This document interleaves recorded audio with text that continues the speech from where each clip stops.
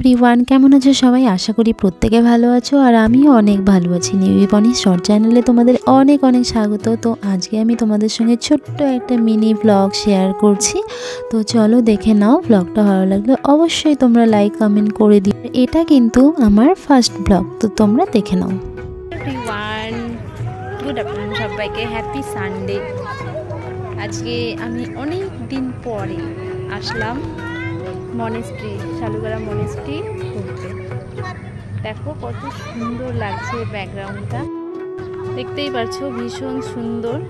যেহেতু এখন ঠান্ডা পড়ে গেছে তো তার জন্য দেখো ওয়েদারটাও ভীষণ সুন্দর।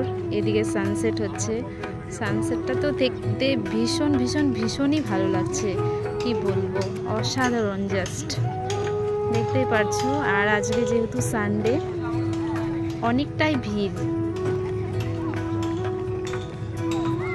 কারা কারো আসুনি অবশ্যই এসো, এসে ঘুরে যেও, ভীষণ ভালো লাগবে।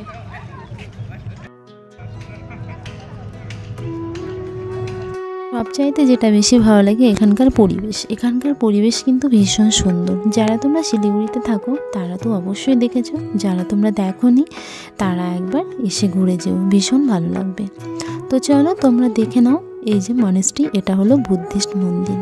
মন্দিরটা কিন্তু ভীষণ সুন্দর। এবার আমি একটু মন্দিরে উঠে নেব। তার আগে তোমরা চারপাশটা একটু দেখে নাও।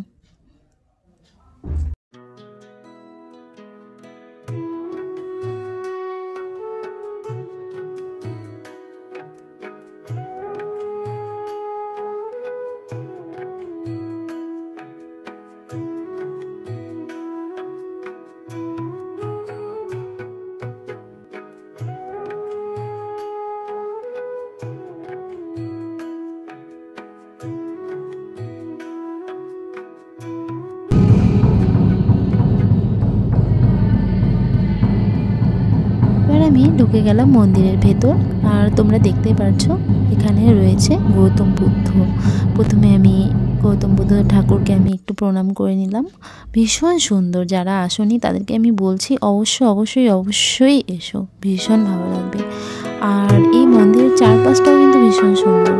দুধারে রয়েছে, এগুলো কি বলে আমার ঠিক জানা নেই। এই লাল লাল এগুলো দেখতে পাচ্ছ, এর মধ্যে মানে বুদ্ধিস্টের ভাষায় কোনো মন্ত্র হয়তো লেখা আছে।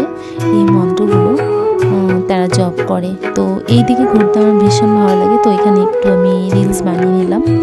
তো তোমাদের কেমন লাগছে? এগুলো কিন্তু ঘোরানো যায়, জানো, ঘোরাতে ভীষণ ভালো লাগে। তো এগুলো কিন্তু ভীষণ ভালোও লাগে ঘোরা। ভিডিওটা আমি এখানেই শেষ করছি। ভালো লাগলে লাইক কমেন্ট করে দিও আর পাশে থাকা বেল আইকনটিকে অন করে দিও। আর চ্যানেলে যদি নতুন হয়ে থাকো চ্যানেলটিকে সাবস্ক্রাইব করে দিও। চলো ওকে, টাটা, বাই বাই। দেখা হবে আবার নতুন কোনো ভিডিওতে। সবাই ভালো থেকো, সুস্থ থেকো।